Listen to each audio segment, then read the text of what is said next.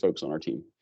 So again, quick updates broadly, then we'll go and talk about the new state broadband map that was released last week. This shouldn't be groundbreaking or news to anyone, but we'll recap shortly on that. I'll try to get through some slides very quickly, talk about the challenge process, and then get to what I think is going to be very interesting today. We have two of our county broadband committees that are going to talk about what they are doing specific to strategy and outreach, okay, to their communities for the challenge process. So we look forward to that. That should be very interesting. And then we'll have a broad discussion. All right, so quickly, first updates. We are still waiting for NTIA feedback on the state's infrastructure grant plan. Technically, it's called Initial Proposal Volume 2, or IPV2, but that plan encompasses how we are proposing to operate the infrastructure grant program later this year. So we're waiting to hear back from NTIA on that, and also our digital skills and opportunity plan. I wanted to let folks know, look, as we go later this year, we are going to offer, kind of grant process technical assistance, okay? So, for this stakeholder group, whether it is, digital skills related in our office, funding those efforts, device programs and funding those efforts, and other interesting broadband related projects, okay, that you may be interested in applying for. We're going to have technical assistance on that later this year. So I just want to put that out for consumption now, that we will hold additional webinars, be able to do one-on-one sessions, much like we have with the challenge process. As we near for that grant application process timeline later this year, we are going to offer technical assistance. So just put folks at ease. We'll have more information coming out about that later. It's not ready yet because we're not there. But when we do get there, we will have a lot of technical assistance for everyone who's interested in those opportunities, okay? We kicked off the second annual, as we're calling it, Broadband County Roadshow this week and Tuesday. Our first 4 stops, we were in Columbia, Lafayette, Miller, and Hempstead. On Thursday, yesterday, we were down in Ashley, Chico, Drew, and Bradley. 8 really good meetings in the southwest and southeast portions of the state. Next week, on Tuesday, we're heading up to the northeast. We'll be in Clay, Randolph, Greene, and Lawrence counties. And then on Thursday, up in the northwest, so Washington, Benton, and Carroll and Madison. And look, this is one of the most enjoyable aspects of our jobs in this office is getting out and seeing the state and interacting with our stakeholders on the ground at the grassroots level. We enjoy it very much, and I look forward to seeing you on the road soon. Quickly, this is a new kind of introduction to our biweekly calls. We're going to start having an opportunity for NTIA at the federal level, U.S. Commerce, to present updates to you if there's any news at the federal level. And even if there's not, as long as Philip is available for our calls, he will be here and offer updates from a federal perspective from NTIA. So welcome Philip to today's call. And Philip, why don't you take it away? Thank you, Glenn. Hi, everyone. Yes, I'm Philip Powell with NTIA. I know I've been on these calls before and just wanted to, as Glenn said, I don't have any new updates. The state runs the challenge process on its own. NTIA is not involved in that part. Our role is just to help the state. So I'm just here to help Glenn and everyone else across Arkansas with this process. And at the end of the day, all NTIA is responsible for is validating the information from the state broadband office, and this is done. And I'm here to help anyone. So I'm happy to. A lot of y'all might have my email. I'll drop in the chat. If anybody ever wants to reach out to me, please feel free to do so. But and thanks, Glenn. Thanks, Philip. And look, this is going to be a recurring theme for us moving forward. So every 2 weeks, when we have these calls, we're going to offer a platform and a forum for Philip to offer any federal updates if they have any, and then also be able to answer questions from our folks. So if there's anything for Philip, put it in the chat box, and we will get it to him. and have him answer if he can in real time on the call. And if not, we'll be sure to get back to you. So thanks, Philip, for that. Okay, so to the topics of the day, and I'm sure we want to spend as much time as possible on this. We're going to run through some slides real quick and then go to our county committee presentations and then open up the floor for discussion. So I put a couple of things together this morning to walk through with you. For those, again, there should be no surprise to anyone today on the call what we're talking about, but if it is, we'll give a high-level overview and try to answer any questions that you have today. So quickly, look, everything related to the new state broadband map and the challenge process is all available on the homepage at broadband.arkansas.gov. Okay, so our website for the office, which should have a new and improved look in the next month or two, and we'll be excited to roll that out, and we'll let you know when that happens. But everything is here on the homepage, broadband.arkansas.gov. All the links are available, and very quickly, we're going to walk through those. The first thing you're going to see, specific to what's going on right now, at the top, we call it our Arkansas BEAD Mapping Challenge Process landing page. Okay, and you know what that does. This is just a screen grab. When you click that particular link, the first one, this is sort of our landing page. It has everything. Okay, the speed test is here. Start the test. The new state broadband map, the link is there. You see it. I'm not going to scroll down because again, it's a screenshot. But if you scroll down on the right-hand side, there's going to be a link that gets you to the correction tool, which we'll show in a second. And you keep scrolling on this page. There's a link to register as an official challenger. So again, everything is based on the homepage at the moment. The second link, or you can link directly through the links that we have here. So the second link available is the challenge registration page. Okay, remember these are for, and I have a slide on this in a little bit, these are for our eligible challengers, our units of local government, our nonprofit organizations, and our ISPs. Okay, they would click on the registration page, which brings them here, and then they're going to want to hit the register button on the right. Okay. Next up is the link to the state broadband map as well. Quick screen grab of that for you. For those who have not seen this before, this is a vast improvement from our prior state broadband maps that were census block based. The new state broadband map shows every single location in the state, every home, every business, every community anchor institution, all 1.3 million locations across the state. Every location will have a corresponding colored dot for that location, red, blue, green, or gray. Okay, and the color matters. All right, so in short, if a location shows up, someone goes to the top right and enters their address, hits enter, zooms in on their location. If they show up as a red or blue dot, that's really good news. Why? Because that means that the state will go award a grant for that location later this year to build out or upgrade internet for them. Okay. If they enter their address, they hit enter, it zooms in on them, and they see a green dot, that's also good news for them. That means that a grant has already been awarded for that particular location, okay, either through our office or through a different federal grant program. So again, someone goes to the new state map, enters their address, and they're red, blue, or green, that's great news. And they don't have to do anything relative to the challenge process, okay? The question becomes if someone looks at their location and they either have no internet at all, or what they do have is very substandard, and they're marked as gray, then they need to take part in this process. Because what a gray dot indicates is that an ISP, at least one, potentially more, but at least one ISP is saying that that location has access to at least 120 or higher, right? So again, if someone looks at their location and it's gray and they have no access at all, or what they do have is a very substandard, then they need to take part in this process, okay? If that's the case, and they need to take part in this process, they need to click on the next link down, which is the suggest a correction to the state broadband map, okay? And when they do that, it's gonna launch our correction tool. So at the top right, they would enter their address. Like the state map, it will then zoom in on them.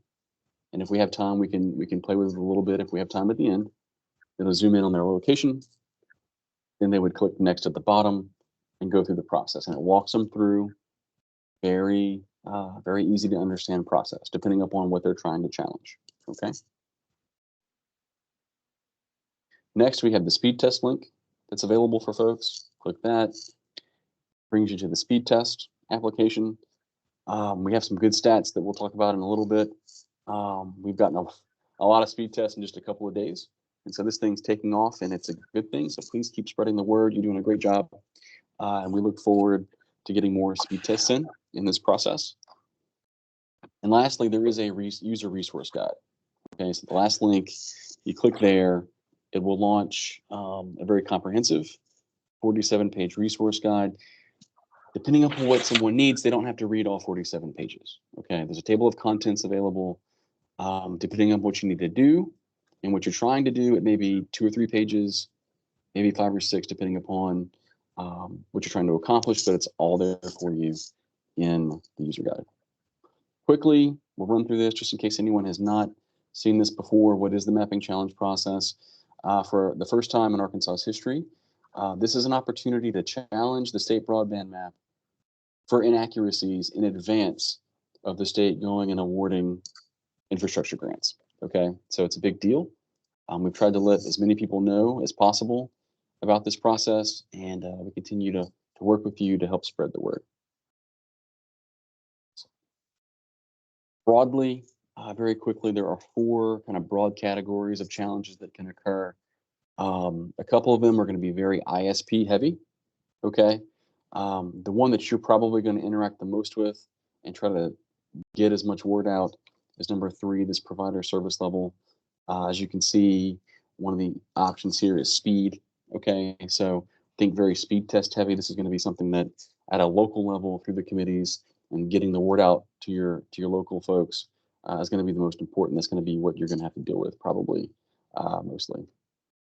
Lastly, before we hopefully, I think, get to our folks shortly, for those who don't know, technically there are only 3 entities that are allowed to be eligible challengers in this process. Our units of local government, our nonprofit organizations, and our ISPs. It is an important note for our units of local government.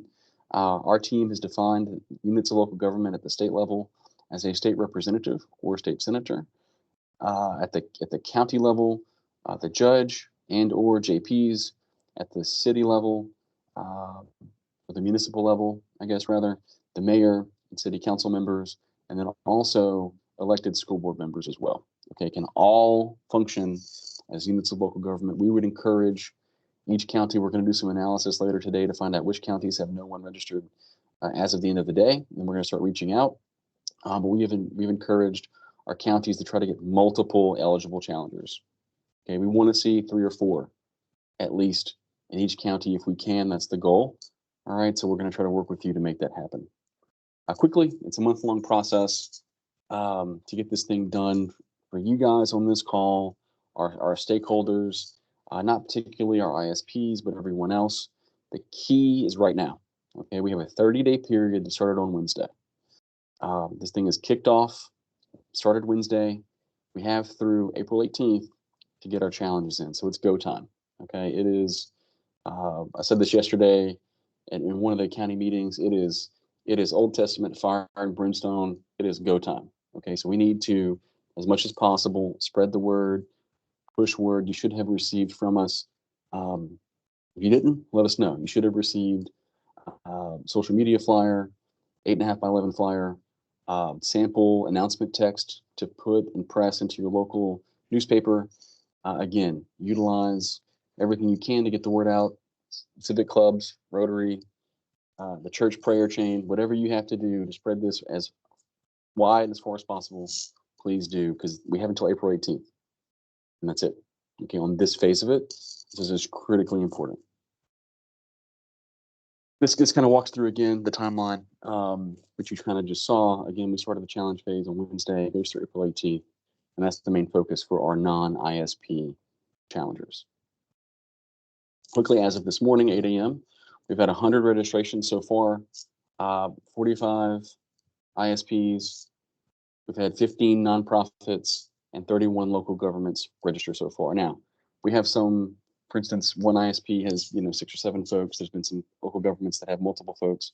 So it's not individual counts, but We have 45 users representing ISPs, 15 users representing nonprofits, and 31 users representing local government so far. As of 8 a.m. this morning, we've had over 1,500 speed tests into our system. That's tremendous, but we got to keep going. We need way more than that. So please continue to push this as much as possible. We've had 24 resident corrections enter the system and 7 challenges so far. All right, so with that, we're going to go to Sandy Martin with the Carroll County Broadband Committee. And Sandy, I had uploaded your slides into our stuff, but if we didn't want to share, you can do that too, or I can click it for you. Just let me know. Go ahead, and if you've got them racked up, go ahead and put them up, Glenn. Thanks. Okay. Yes, ma'am. Take it away. You can go to the next page. First of all, thanks for asking us to share whatever we're doing right now in this process. We have a meeting on Monday that is really going to kind of finalize all of our plans on that, so I can provide an update to Glenn in the office after we do that. But our first thing was communications and making sure that we get the word out and have a lot of available public-facing resources for them. So we have a website. We've dedicated a page or two to that. The website has links to the address databases. We split that county database up by city and put them up there so that people, if they are intimidated, unfamiliar, or can't navigate the map, they could at least look through that database, see if their address is on there. Each of the cities are also doing postings and communications in a variety of different ways, posting it at City Hall, mentioning it at City Council, distributing them in different ways. We have all the resources up. We have all the toolkits, including in Spanish and Marshallese, all the resources and the links on the website. We also have a Facebook page. We're pushing the speed tests right now on it, and we're promoting the road show that's going to be in next week. We're doing those things immediately, but these are the first things that we're doing. Also, Dean Lee in Berryville hosts a community chat program. So he is talking about the map challenge on it on a regular basis and updating people with it and trying to simplify it and make it less intimidating. That's what we're trying to do in this phase. Okay, Glenn, if you can hit the next one. So what we've kind of done so far and are planning to do is, as I mentioned, we've organized and we've identified the city officials, the ISP, and the key nonprofits. The databases have been released. Press releases have gone out. We've had several articles already about it. The media has been really good about covering it and helping us explain it. Social media posts, promoting the speed tests. We created a core challenge team from our full committee that's going to be Monday, that basically is, representatives of the city officials, government officials, ISP, nonprofits. What we're going to do in that meeting is to finalize kind of like the tasks and how we're going to funnel each of the challenges to what are the roles and responsibilities, because we need to make it easy for people to know who they need to contact to be able to submit that challenge on their behalf. We've researched the ISP speed tests. One of the issues in just general conversations is that people don't know what they're buying, what they're getting, what they're supposed to be getting. So we're going to put that up on our website as a reference for them so that they can kind of see what they're probably buying based on what they're paying. We're going to do a massive reach out to all of the nonprofits to get them involved. They're the best source, we believe, to reach more public than even the government officials or ISP providers. I'm doing a presentation at Quorum Court, keep them involved. Emails gone out to city civic leaders, city council, commission, county offices. We need them as educated as we possibly can about the system. The nonprofits that we're kind of focusing on are Rotaries, chambers, public libraries, community centers, municipal hospital, churches, and community anchor institutions. We think the community anchor institutions, some of which may or may not be credited nonprofits, they're very critical to this process to make sure that they're covered. So we need to have their input as well. So that in a nutshell is kind of where we are. Spring break, of course, kind of put a little bit of a hitch in our Giddy app on trying to get together prior to the 20th, but we think we're in good stead. We don't know. You can be the judge of that. Thanks, Sandy. And look, what we'll do is before we get questions from folks, if there are some, we will have Hempstead do their presentation as well, and then we can open up the questions for both counties, right? If there's questions on both. So, Sandy, thank you for that. Yep. We will go to Hempstead County, and I think Anna is gonna talk to us, and so I'll let her take it away. Thank you, Glenn. I wanted to first say thank you to the Arkansas State Broadband Office for coming down this week and kicking off their roadshow with us here in Hempstead County at our library. And I want to say thank you to all of our committee members who have been very dedicated to this process for the past 4 or 5 months and really working through the process. It's been a real team effort.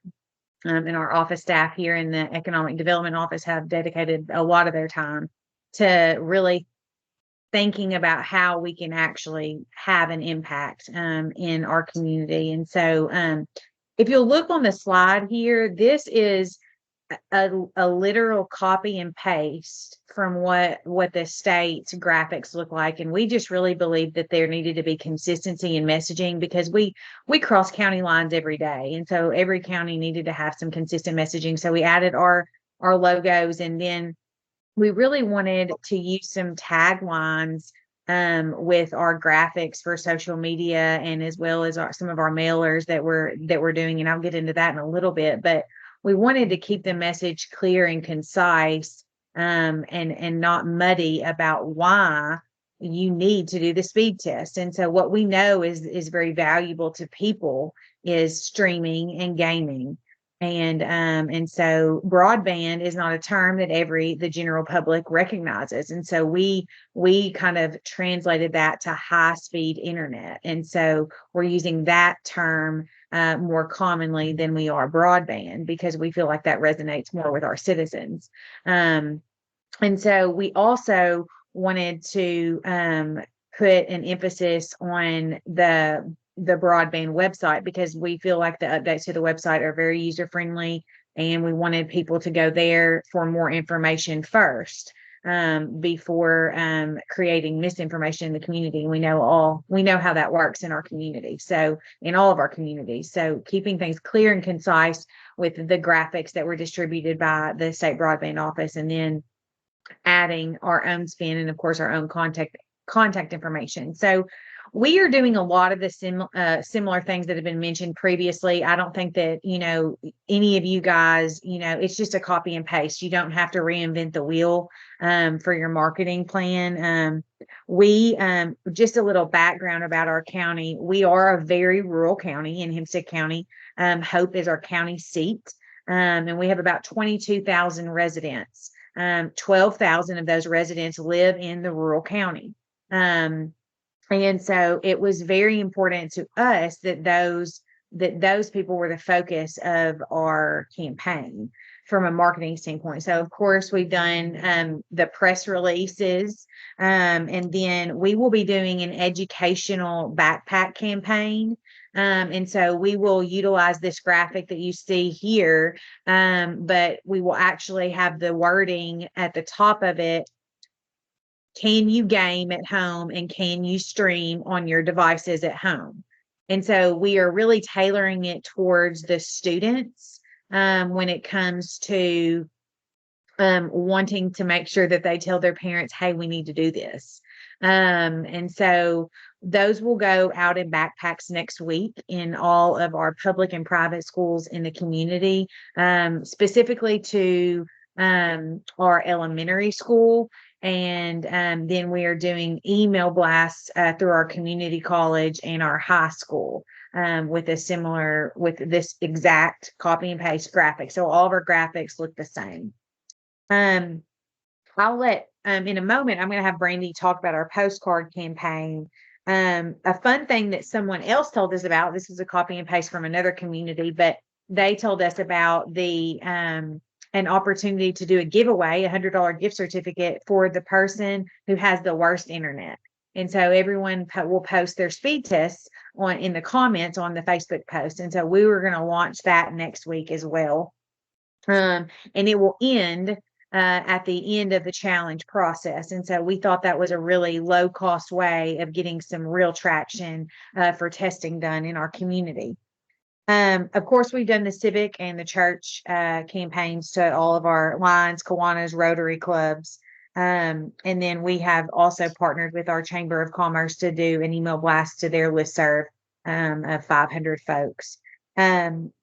We have identified an internal process for our individuals on our committee. And I think that's very important for from a marketing standpoint, it's important to have a cohesive front on the outside. But from an internal standpoint, I think that we've really honed in on what our process is going to be internally with our committee and how we are going to kind of go through that process. And so I will, in a moment, I'll let Brandy talk specifically about our postcard campaign, but because we are a very rural county, we felt like it was our duty to go to each mailbox. And for those that may not have digital access, to understand exactly what they can do to advocate for themselves in their community for high-speed internet and broadband. So we are also hosting Leadership Hope Hempstead County, where we will give a presentation on this to generate some awareness with those individuals that are participating in that. And I think I've hit everything on my bullet point list. Of course, we're open for questions, doing a lot of similar things as other communities. But I do want Brandy, she's our office manager, to talk about our postcard campaign and how we made the decision to serve the entire county.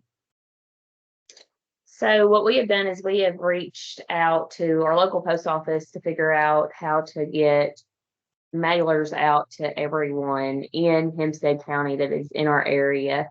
So we have sent same flyer you're looking at there, and we went through a company that does the direct-to-door mailers. So they are sending out over 9,000 postcards to everyone in Hempstead County. It's a cheap way. It's a lot cheaper to do direct-to-door mailing than it is to actually go to the post office and send them out individually. This way it hits all the routes. You can't just really pick addresses, but it hits everyone in Hempstead County.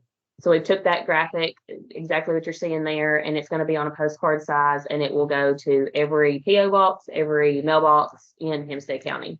So that's really what we focused on there. We really felt like that was our way of saying, as a county and as a committee, that, someone couldn't say, well, I didn't know about that. I missed the opportunity to advocate for my region for high-speed internet and so forth. And so we felt like at this point, we kind of covered ourselves by saying, no, you received something in the mail. And so we just didn't want folks to come back and say they weren't aware of the process. So that was one of the things that we really were passionate about as we developed our plan. And Glenn, I mean, we're open to questions, but I think that's really it for us. Yeah. Thanks so much, Anna. And so with that, let me come over here and open the floor to discussion. So there's multiple ways we can take this. Let's start with questions for either Hempstead or Carroll. committees on anything that they mentioned or anything that they're doing that you want to ask them about. And then we can move to questions. If we need to play with the map and stuff on our side, we can do that. But first, let's have questions specific to the counties right now. Hey, Glenn. Hey, Bob. Yeah, we've got Judge Hathaway and our broadband committee here in Harrison. Who pays for the gift certificate and the postage via the direct mail company? So we are employees of Hempstead County Economic Development. So in our community, that is a public-private partnership our organization is. So we did not have this in our budget, as you can imagine. And so it cost us a little under $5,000 to reach 22,000 people, 10,000 doors, through the direct mail process. And we went to our county and asked them to support our county, in Quorum Court, and asked them to support this small task. And we really position it as this is building infrastructure for future businesses, for future educational opportunities, and future work from home, as we are a rural county. So we really talked to those Quorum Court members about why this investment was important to them in the long term, which would create a larger tax base for them in the future. Thank you. Thanks, Anna. And I think, in Sandy, if I recall correctly, you went to your Quorum Court, I think it was last year, to get a little bit of funding to send out some postcards. Was that correct? If I'm remembering that correct, I think, accurately. We did go to the county. They did not agree to do funding, but we did, through our committee, generate a fund to be able to do the website and some other flyers and posters. Okay. I remember there was a funding mechanism that you guys had worked through. And our $100 gift card, I apologize. Brandy let me know I didn't answer that question. We are paying through that through Hempstead County Economic Development, because we justify it being an economic indicator of having access to high-speed internet. Thanks, Anna. I think Judge Griffin. Yes, can I get, again, not reinventing the wheel? I am behind the power curve. I'll just tell you, 2 ladies or 3 ladies that have put this together. Is there a way that you can come up on, either email me or get it on the website, where I can blend yours two together to make it work for Drew County across the board? And I'm not trying to reinvent the wheel. They were here yesterday. I think they did a great job on the presentation. And let's face reality, I'm an older guy. So technology is something that we've got to push really hard across the board. And that's where we got to have people that know how to set it up and make it run. And I just don't want to reinvent the wheel. I love your idea about the postcards. I like your things. So I think there's so much that we can just blend across there. And if we keep sharing across the county, I have nothing to share back to you to say I've done this in Drew County, but I would like to take the 2 presentations that y'all gave today and make a presentation to within my county, and bring it back to the next broadband meeting and say, hey, this is what we're doing now with a blend from your 2 counties to Drew County, and any other counties that want to send some stuff to me, I'd appreciate it. But if you could email that to me, it'd be Drew CO Judge at gmail.com. I'd appreciate it. Again, it's Drew Judge at gmail.com. Judge, I appreciate it. Yeah, Judge, good point. And I think what we can do as well, we can, Andrew will send a follow-up from our team, inclusive of the PowerPoint today. But what we can do is have Anna and Sandy maybe just drop us some bullet points of what they talked about today, and we'll include that as well with the PowerPoint that we showed.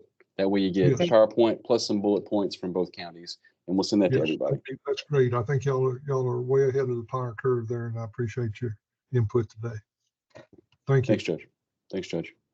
Let me go to the chat real quick and roll through this and see what we have. Okay, Melissa from earlier in the day, earlier in the meeting, said City of Warren has a few questions. I'll touch on. So 1, internet speed on bill is confusing to find. Is that important to get correct? So one of the things, what we told folks is when they're going through the speed test application, if at all possible, please have them, there's a spot for it, attach, and I can show it in real time. Hang on.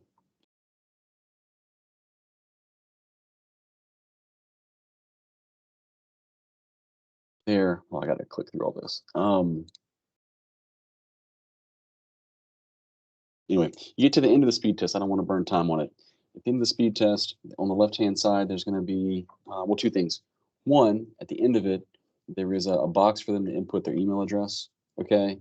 At the end of the speed test, we recommend people do that because the application will email people reminders to do the speed test again. Okay. We need folks to do this multiple times over the next 28 days now. Okay. So I would urge, it's not just a one and done. We need to have people do it multiple times. Okay. The goal is 3, but if they can do more than 3, that would be better too. So that's why if you notice at the end of this thing, it tells them kind of, it references a 7 number, take it 7 times that they'll see on the last page. That's intended to get them to do it at least 3 times. Okay, so they don't need 7. The goal is 3. But yes, to the first question on there, we need to validate what folks are paying for. Okay, so if at all possible, there's during the speed test process on one of the screens, there is a place for them to upload a copy of their bill, right? Or a screenshot of their bill showing what speeds they're paying for. Okay, that's important. They don't necessarily have to do it the first time, right? Because we want them to do this multiple times. So at least one time when they're going through the speed test process, we need to have them upload some sort of documentation that shows what they are subscribed to. And I think, Bob, did you want to chime in there? Yeah, Windstream does not provide that on the bill. It's in a separate contract that people don't have a copy of. Windstream's monthly bill does not list the speeds that you pay for, only the price. Okay, thanks for letting us know that. We will make a note of that and work on getting a response for that. Okay, Bob? Thanks. Glenn, we have Hang on. a follow-up question to that. We Sure. had a situation where we have Brandy, I'll just let you explain it because you dealt with it. We have a customer that says she's tested her speed test 3 times. First off, I'm going to stop there and see if they tested it before Wednesday when it went live, does it go into the portal? It still counts. I think it's Lane, correct me if I'm wrong, it's a 60-day look back, I believe. Yes, speed test data can be from the past 60 days as of the start of the challenge process. So if they began doing speed tests earlier, we're good to go. Okay, so she has tested 3 different times. And then my next question is, she did not see like a challenge button after her 3rd speed test. Is there something she has to click there to submit it? So if they, and Lane, correct me if I'm wrong on this, if they do it the 3 times, and they did everything they were supposed to do, right, it will automatically feed into the system. Okay, so she did upload her bill and did the 3 speed tests. There's nothing in our challenge portal, but then she also told me that she is paying for speed of 25. It is showing she's underserved, but there's nothing there. So in that case, does she need to call her ISP and up her speed first before we challenge, or? Okay, so the question on that particular scenario, and this is, I know this may be a little technical for folks.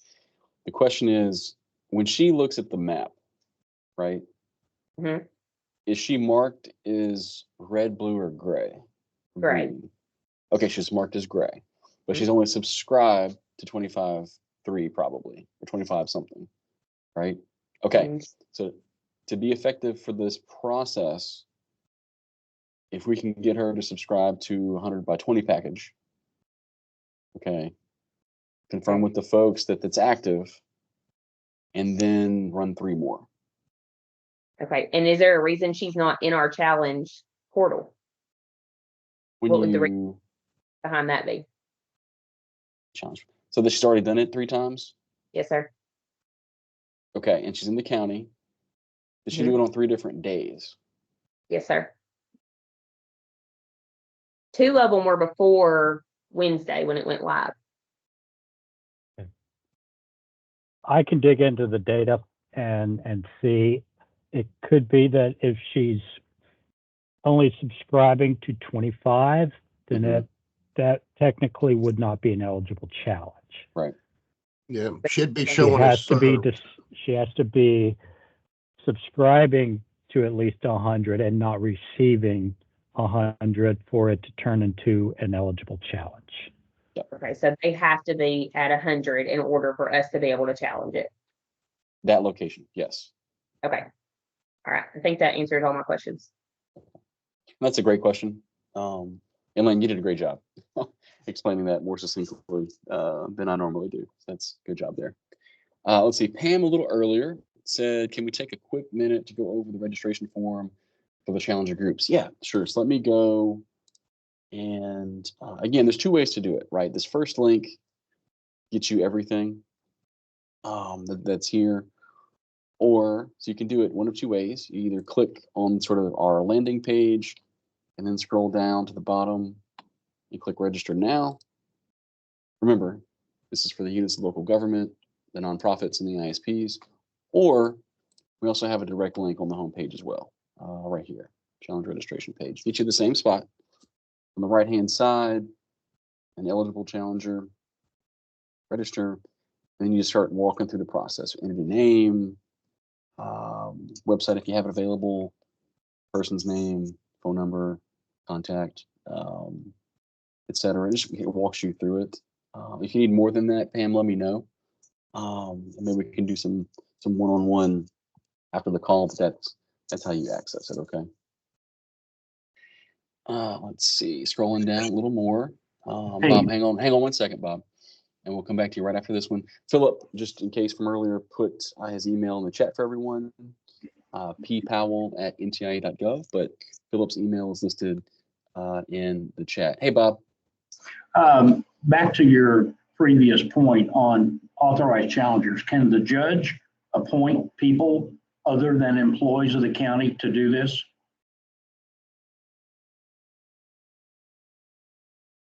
So I will, we will work up an official statement from our office on that and distribute that to our stakeholders, including you. Okay, and we'll work on that later today.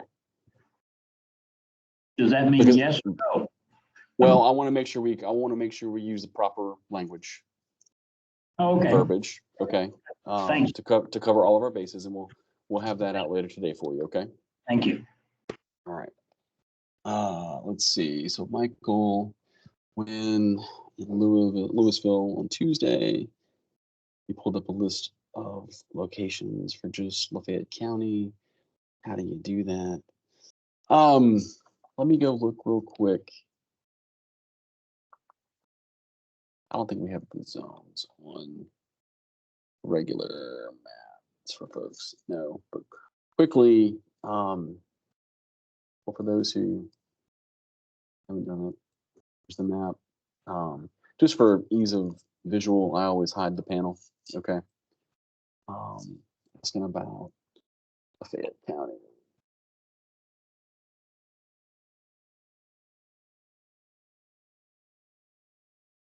It's going to zoom in automatically on the regular kind of version of the state broadband map. Now, on the map, this is public facing that everybody can see, right? State reps can go in, the public can go in and look at this. There is the ability, if I'm wrong, there is the ability for, if you are an eligible challenger, okay, you get local government, if we have defined, remember at the state, county, municipal, and school board, an ISP or a nonprofit to work the zone tool to bring up specific data. Lane, you want to touch on that real quick? And I'll maybe stop sharing. Sure, Glenn.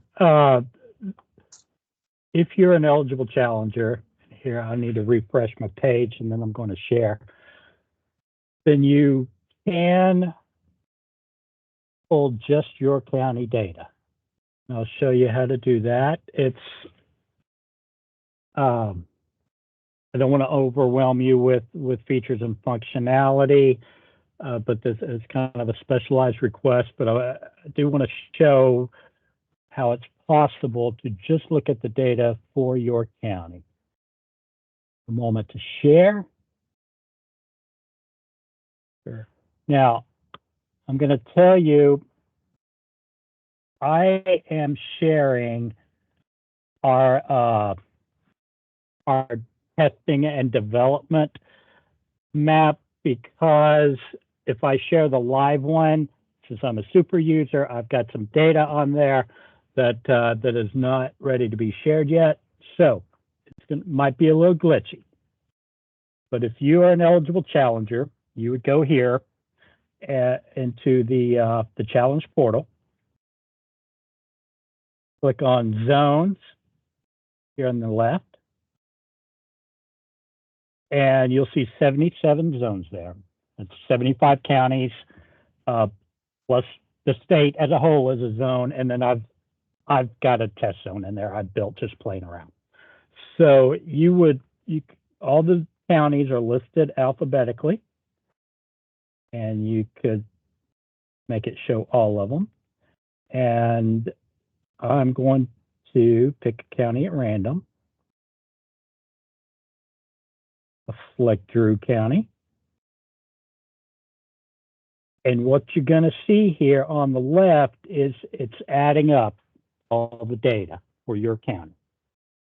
Takes a few moments, a lot of data to crunch, and it's going to list all the locations in your county and the status of those locations. So you'll see how many are unserved, how many are served, how many are funded, and on. It, like I said, it's a little bit slow. Give me a minute. Now, I think actually, because I'm in the test environment, my results are all going to be 0. But in the live environment that eligible challengers have access to, those zeros would be populated with the actual numbers for your county.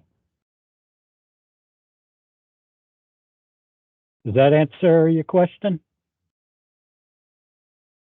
on how Glenn showed data just for your county during the visit the other day? Yeah, thanks, Lane. And Michael, yes. that's what I would have done for them. And so if they do that process as an eligible challenger, that data is there for them. If they go to the zone, click their county, and it'll automatically calculate and give you some of that information, Michael. If you need more than that, Mike, let us know. Okay. Kelly asking, do you have to do the speed test if your biggest issue is reliability? Good question. So I think this is regarding, let's say if speeds are okay, you think speeds are okay when it works, but if it doesn't work, it goes out probably, multiple times a week. Is that what kind of you're hitting at?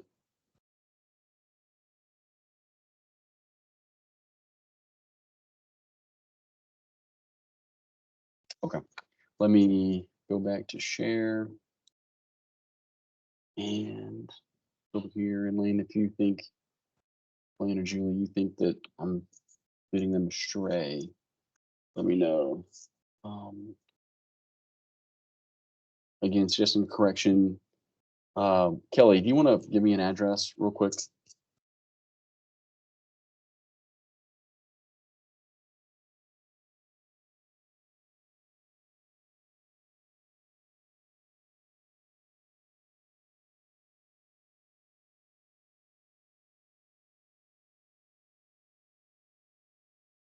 Okay, so 416 East Central.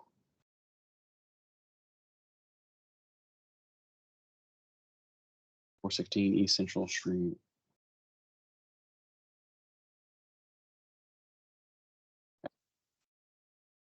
What you have to do is click on your location. And once you do that, okay, once you click on your location, then it'll let you move forward. All right. So what we have available on this: availability, speed, latency, data cap, technology, business service only, other. And so, of these options, Elaine, let me know if you think I'm, again, leading people astray here. If someone is interested in, an availability issue, it appears to me it would be more of an other option.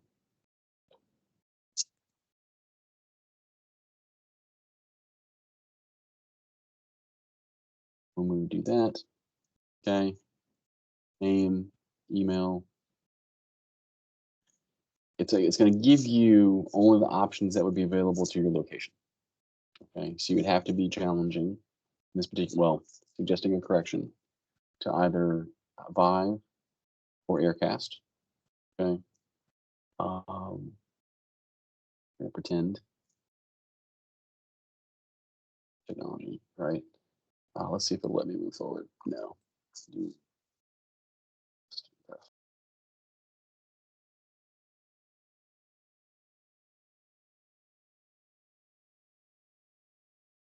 Okay. Then you're going to have to explain the issue. Okay.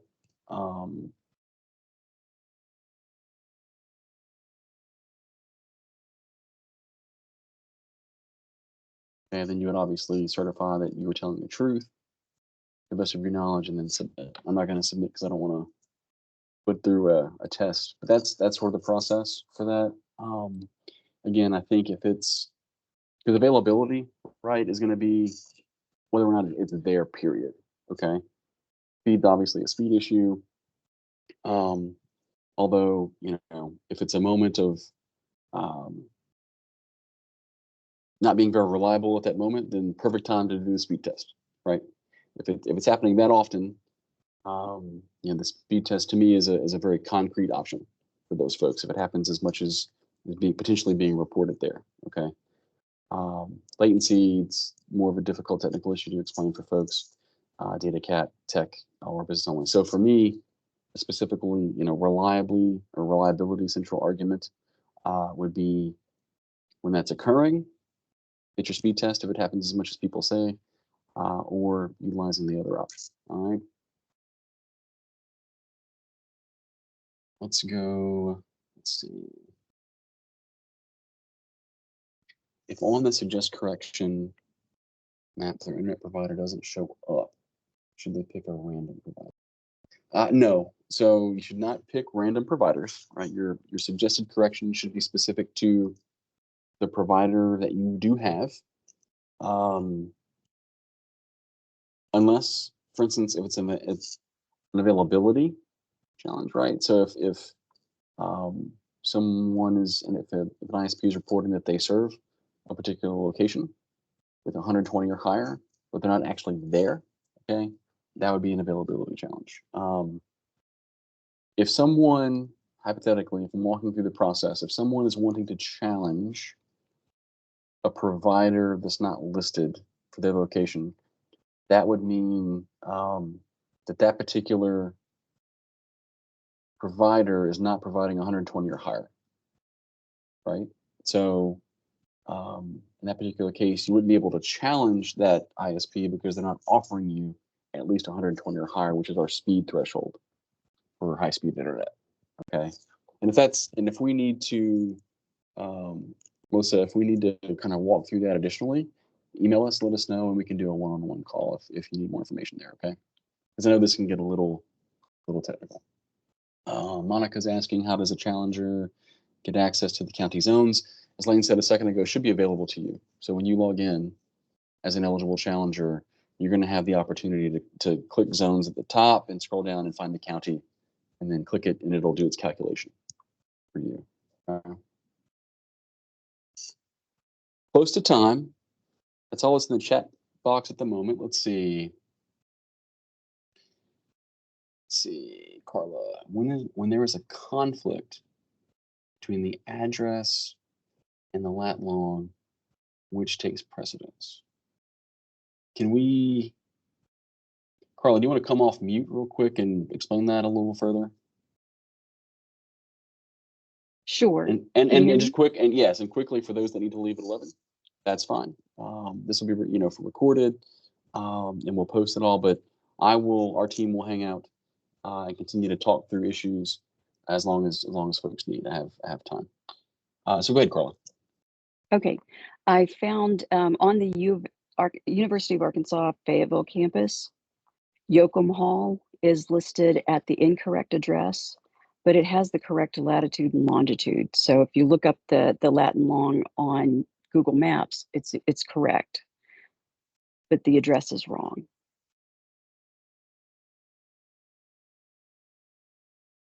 It's about 3 blocks north. We'll do it in real time. Okay, what's that address, Carla? It's listed as 1025 West Cleveland Street. In Fayetteville? Yeah. Yes.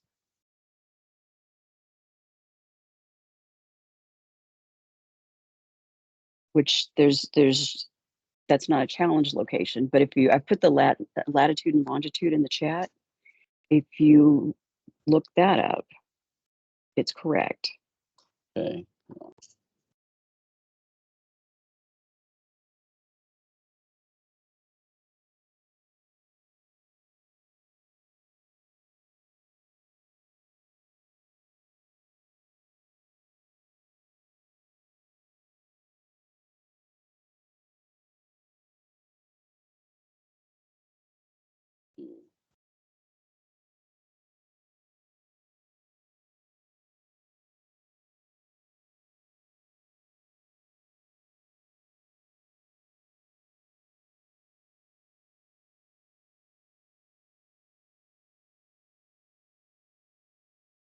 Okay, on your screen, like directly south, there was a red dot, and that is Yoakum Hall, and it's listed as underserved or unserved. Right here? Talk about here. Trying to look. Okay, the blue is where you are. Yes, the red dot that you're south of the blue, that is Yoakum Hall.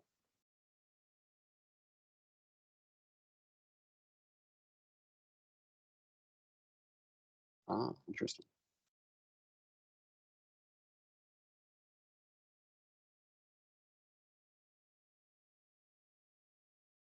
So how would you like those reported?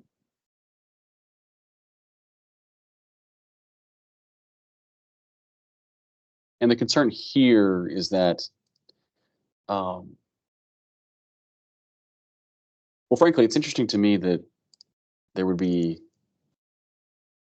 sort of unserved or underserved locations listed within the Fayetteville footprint or the campus's footprint. Right, it needs to be changed, switched. It does need to be designated as a CAI. Okay, it's maybe a longer conversation than just the call. So we'll have to work through that because the university itself, is I would assume that there's, the internet's fine there. So we can hop on a call post this and walk through this issue. We'll make a note of that. Thank you. Let's see. Thanks, Carl. We've got Monica, who was talking about how the challenger get access to county zones. I think Lane, did you want to talk about that real quick? The zone issue. Yeah, Glenn, I just opened a ticket on it when Monica shared that screenshot, and then Rick chimed in. Okay. The same thing is happening, so I've opened a ticket. Okay, very good. This is why we do this. Feedback real time, and we get help to improve things. So thanks for bringing that to our attention, Monica, and Rick as well. Let's see.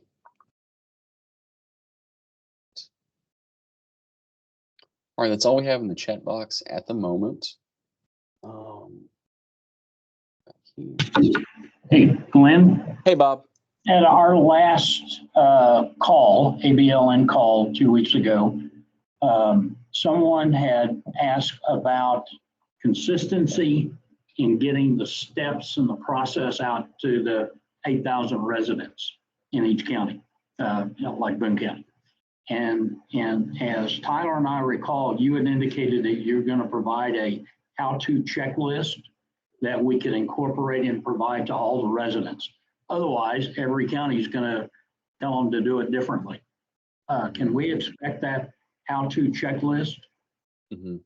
Yeah, Bob. So the how-to checklist sort of it morphed into the very simplistic, very easy flyer and digital social media graphic that we put out. Now, what I would say, because we wanted to keep it as easy as possible for folks, right? And that's where we went to. Essentially, there's 4 colors, right? There's 4 color dots. 3 of them, you're in good shape.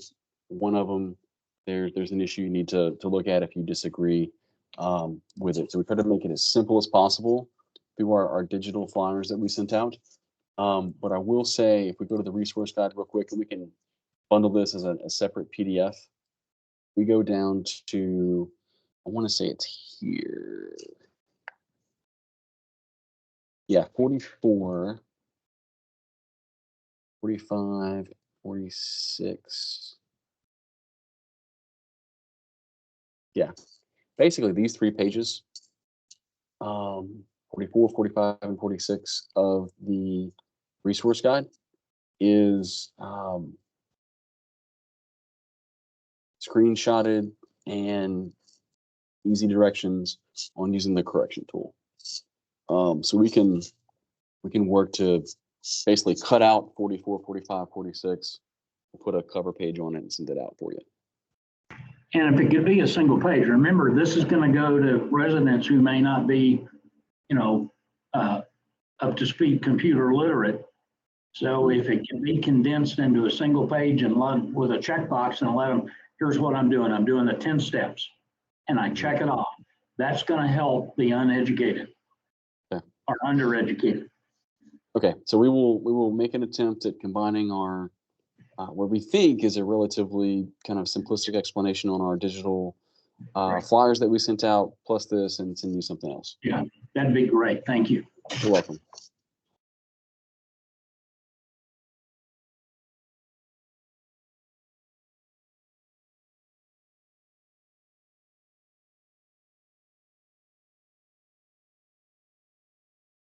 All right. Well, look, as a reminder, if we need to connect with you post this call, and we don't have it down, let's do both. So reach out to us, drop us an email at broadband@arkansas.gov. If we need to follow up with you post this call, and we'll also work through our notes to make sure that we reach out to you and get that scheduled across the couple of things that came up. Again, everything's available at the homepage, broadband@arkansas.gov. We are here to help you as much as we can every step of the way. We made this point in Warren last night that look, this is critically important. We're here to help you every step of the way. Our small but mighty team of 7 is going to do everything we can to help you through this process, and that's our pledge to you, and we'll keep doing it. So email us, call us, text us, and we look forward to working with you through the process. And we'll see you in 2 weeks. Thank you very much. Thank you.